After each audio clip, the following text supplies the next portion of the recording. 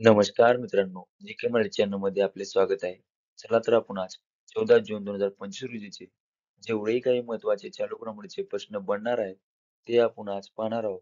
तर व्हिडिओ शेवटपर्यंत नक्की पहा. आवडला तर लाईक, सबस्क्राईब आणि कमेंट करायला विसरू नका. प्रश्न पहिला, 16व्या वित्त आयोगाच्या अर्धवेळ सदस्यपदी कोणाची नियुक्ती करण्यात आली आहे? बरोबर मित्रांनो, ऑप्शन ए टी. रविशंकर यांची 16व्या वित्त आयोगाच्या अर्धवेळ सदस्यपदी नियुक्ती करण्यात आली आहे. तर 16व्या वित्त आयोगाची स्थापना ही 31 डिसेंबर 2023 रोजी माजी उपाध्यक्ष डॉक्टर अरविंद पानगरिया यांच्या अध्यक्षतेखाली स्थापना करण्यात आली असून सध्याचे अध्यक्ष आहेत अरविंद पानगरिया.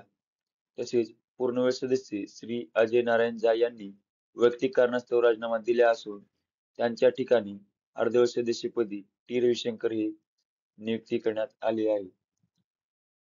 इतर काही महत्त्वाच्या नियुक्त्या पाहू. आर-बी-आय गव्हर्नर आहेत संजय मल्होत्रा, हे 26वे आहेत. राष्ट्रीय सुरक्षा सल्लागार आहेत अजित डोभाल. महान्यायवादी आहेत आर. व्यंकटरमणी, हे 16वे महान्यायवादी आहेत. मुख्य निवडणूक आयुक्त आहेत श्री ज्ञानेश्वर कुमार, 26वे मुख्य निवडणूक आयुक्त आहेत. यू अध्यक्ष आहेत डॉक्टर अजय कुमार. नियंत्रक व महालेखा परीक्षक आहेत के. संजय मूर्ती, 15वे. नीती आयोगाचे उपाध्यक्ष आहेत सुमन के. बेरी. राष्ट्रीय महिला आयोग अध्यक्ष आहेत विजया किशोर रहाटकर, या 9वी अध्यक्ष आहेत. विधी आयोगाचे अध्यक्ष आहेत न्यायमूर्ती दिनेश महेश्वरी. इस्रोचे अध्यक्ष आहेत व्ही. नारायण. डी-आर-डी-ओचे अध्यक्ष आहेत डॉक्टर समीर बी. कामत. प्रश्न दुसरा, कोणत्या राज्याने सीमा पर्यटन उपक्रमाची सुरुवात केली आहे? बरोबर मित्रांनो, ऑप्शन बी हिमाचल प्रदेश या राज्याने सीमा पर्यटन उपक्रमाची सुरुवात केली आहे. तर उद्घाटन किंवा शुभारंभ हे सुखविंदर सिंग सुखू यांनी केलेला आहे. तसेच देशभरातील पर्यटकांना किन्नौर किंवा लाओली स्पित जिल्ह्यातील भारत-चीन सीमेवरील समवर्ती भागांचे अद्भुत सौंदर्य अनुभवायला मिळेल. तसेच खाना, दुमटी, सांगला, रानीकांडा, चितकुल आणि लाहोल स्पितीच्या निवडक भागात प्रवेश मिळेल आणि तेथे राहणाऱ्या लोकांची संस्कृती आणि जीवनशैली जाणीव होईल या सीमा पर्यटन उपक्रमामुळे. प्रश्न तिसरा, वर्ल्ड एक्सपो 2025 कुठे आयोजित करण्यात आला आहे? बरोबर मित्रांनो, ऑप्शन सी जपान या ठिकाणी वर्ल्ड एक्सपो 2025 आयोजित करण्यात आला आहे. तर हा एक जागतिक प्रदर्शन आहे. तसेच आयोजित देश हा जपान, ओसाका या ठिकाणी आहे. आयोजित हिरोयुकी इशिगो सरचिटणीस यांनी आयोजित केलेला आहे. तसेच आयोजित करणारी संस्था आहे ब्युरो इंटरनॅशनल डेस एक्स्पोजिशन द्वारे हे आयोजित केले आहे. तर बोधवाक्य आहे, आपल्या जीवनासाठी भविष्यातील समाजाची रचना करणे हा यामागचा बोध आहे. तसेच जपान या देशाबद्दल माहिती पाहू. राजधानी आहे टोकियो, चलन आहे येन, सम्राट आहेत नारुहितो, पंतप्रधान आहेत शिगेरू इशिबा. प्रश्न चौथा, कोणत्या विधानसभेने नॅशनल ई-विधान ॲप्लिकेशन सुरू केले आहे? बरोबर मित्रांनो, ऑप्शन ए पुदुच्चेरीने विधानसभा नॅशनल ई-विधान ॲप्लिकेशन हे सुरू केलेले आहे. तसेच उद्घाटन केंद्रीय मंत्री डॉक्टर एल. मुरुगन यांच्या हस्ते करण्यात आले असून 9 जून 2025 रोजी हे करण्यात आले. तसेच नॅशनल ई-विधान ॲप्लिकेशन स्वीकारणारे हे देशातील 19वे विधिमंडळ बनले आहे. तसेच पारदर्शक, कार्यक्षम आणि पर्यावरणपूरक प्रशासनाच्या दिशेने एक महत्त्वाचं पाऊल उचललं गेलं आहे. तसेच विधानसभेचे अध्यक्ष आहेत श्री आर. सेल्वम, हे पुदुच्चेरी विधानसभेचे अध्यक्ष आहेत. प्रश्न 5वा, कानपूरमधील घाटमपूर औष्णिक वीज प्रकल्पाचे उद्घाटन कोणाच्या हस्ते करण्यात आले आहे? बरोबर मित्रांनो, ऑप्शन बी नरेंद्र मोदी यांच्या हस्ते कानपूरमधील घाटमपूर औष्णिक वीज प्रकल्पाचे उद्घाटन करण्यात आले असून उद्घाटन हे 30 मे 2025 रोजी करण्यात आले आहे. तसेच ठिकाण आहे घाटपूर, कानपूर, उत्तर प्रदेश या ठिकाणी. एकूण युनिट 3 आहेत. प्रत्येकी 660 मेगावॅट क्षमता आहे. तसेच एकूण क्षमता 1980 मेगावॅट एवढी असून या प्रकल्पाचा खर्च आहे 21,780.94 कोटी. तसेच जमीन आहे 997.81 हेक्टर एवढी.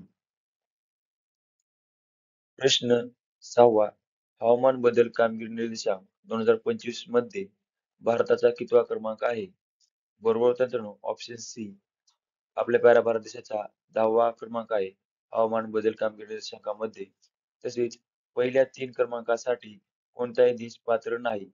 डेन्मार्क हा 4थ्या स्थानावर आहे आणि भारताला GHG उत्सर्जन आणि ऊर्जा वापरात उच्च हवामान धोरणात मध्यम तर नूतनीकरणे ऊर्जेत कमी गुण मिळालेले आहेत. इतर काही महत्त्वाचे निर्देशांक पाहू. मानव विकास रिपोर्ट 2025 130व्या स्थानावर आपला प्यारा भारत देश आहे. प्रेस स्वातंत्र्य निर्देशांक 2025 मध्ये 151व्या स्थानावर आहे. एशिया पॉवर इंडेक्स 2025 मध्ये आपला प्यारा भारत देश 3ऱ्या स्थानावर आहे. ग्लोबल जेंडर गॅप निर्देशांक 2025 मध्ये 131व्या स्थानावर आहे. हेनले पासपोर्ट इंडेक्स 2025 मध्ये 85व्या स्थानावर आहे. ग्लोबल हंगर इंडेक्स 2024 मध्ये 105व्या स्थानावर आहे. ग्लोबल इनोव्हेशन इंडेक्स 2024 मध्ये 39व्या स्थानावर आहे.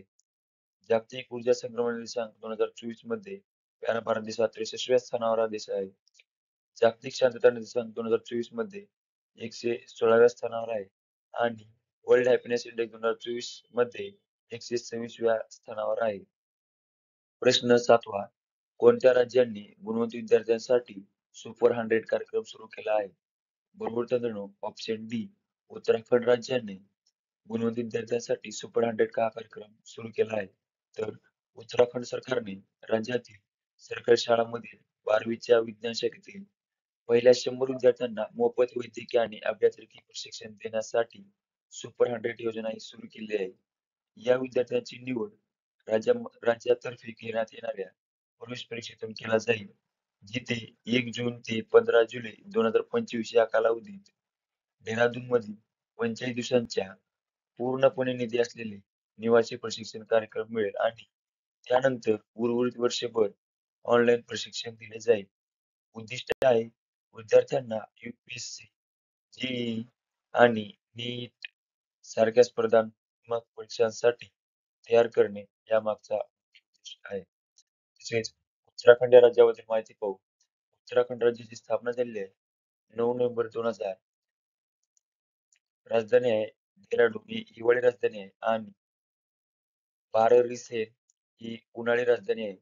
राज्यपाल आहेत गुरमीत सिंग, मुख्यमंत्री आहेत पुष्कर सिंग धामी, राज्यसभा सीट आहेत 3, लोकसभा सीट आहेत 5.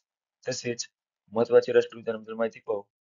कार्बोट राष्ट्रीय उद्यान, गोविंद राष्ट्रीय उद्यान, नंदादेवी राष्ट्रीय उद्यान, राजाजी राष्ट्रीय उद्यान आणि गंगोत्री राष्ट्रीय उद्यान हे उत्तराखंड राज्यातील महत्त्वाचे राष्ट्रीय उद्यान आहेत.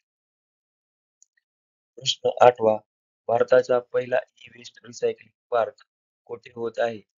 बरोबर मित्रांनो ऑप्शन ए नवी दिल्ली या ठिकाणी भारताचा पहिला ई-वेस्ट रिसायकलिंग पार्क होत आहे. तसेच ही अत्याधुनिक सुविधा भारतातील पहिली एकात्मिक कचरा इको पार्क असेल आणि ती सार्वजनिक खाजगी भागीदारी मॉडेल अंतर्गत वायव्य दिल्लीतील कोलंबी कलान येथे बांधली जाईल. ती 11.4 एकर क्षेत्रात व्यापली असून दरवर्षी 51,000 मेट्रिक टन कचरा प्रक्रिया करेल. हा प्रकल्प दिल्ली राज्य उद्योग आणि पायाभूत सुविधा विकास महामंडळाद्वारे डिझाइन, बिल्ड, फायनान्स आणि ऑपरेट अँड ट्रान्सफर तत्वावर विकसित केला जाईल, ज्याचा कालावधी आहे 15 वर्षे. प्रश्न 9वा 2025 चा राजर्षी शाहू पुरस्कार कोणाला जाहीर झाला आहे? बरोबर मित्रांनो ऑप्शन ए जब्बार पटेल यांना 2025 चा राजर्षी शाहू पुरस्कार हा जाहीर झाला आहे. तर राजर्षी शाहू पुरस्काराचे स्वरूप आहे 1,00,000 रुपये, स्मृती चिन्ह व मानपत्र स्वरूप आहे. तसेच हा पुरस्कार समाज प्रबोधन, समाजसेवा, साहित्य, कला संस्कृती, संगीत, शिक्षण आणि क्रीडा क्षेत्रात उल्लेखनीय योगदान देणाऱ्या व्यक्तीस दिला जातो. हा पुरस्कार राजर्षी शाहू छत्रपती मेमोरियल ट्रस्टद्वारे दिला जातो आणि ट्रस्टचे अध्यक्ष आहेत जिल्हाधिकारी अमोल येडगे. प्रश्न 10वा जागतिक बालकामगार विरोधी दिन केव्हा साजरा केला जातो? बरोबर मित्रांनो ऑप्शन बी 12 जून हा जागतिक बालकामगार विरोधी दिन म्हणून साजरा केला जातो. तर 2025 ची थीम काय आहे? प्रगती स्पष्ट आहे. अजून काही अस्तित्वात आहे. बालकामगार विरोधी जागतिक दिन हा आंतरराष्ट्रीय कामगार संघटना म्हणजेच ILO ने मंजूर केलेला एक सुट्टीचा दिवस आहे, जो कामगार रोखण्यासाठी जागरूकता आणि सक्रियता वाढवण्याच्या उद्देशाने 2002 मध्ये सुरू करण्यात आला होता. तर जून महिन्यातील जेवढे काही महत्त्वाचे दिनविशेष आहेत, ते आपण पाहू. 1 जून जागतिक दुग्ध दिन, जागतिक पालक दिन. 3 जून जागतिक सायकल दिन. 5 जून जागतिक पर्यावरण दिन. 7 जून जागतिक अन्न सुरक्षितता दिन. 8 जून जागतिक महासागर दिन आणि जागतिक ब्रेन ट्यूमर दिन. 11 जून आंतरराष्ट्रीय खेळ दिन. 12 जून जागतिक बालमजूर विरोधी दिन. 15 जून जागतिक पवन दिन. 20 जून जागतिक निर्वासित दिन. 21 जून आंतरराष्ट्रीय योग दिन. 23 जून आंतरराष्ट्रीय ऑलिम्पिक दिवस. 29 जून राष्ट्रीय सांख्यिकी दिन व 30 जून आंतरराष्ट्रीय संसद दिन.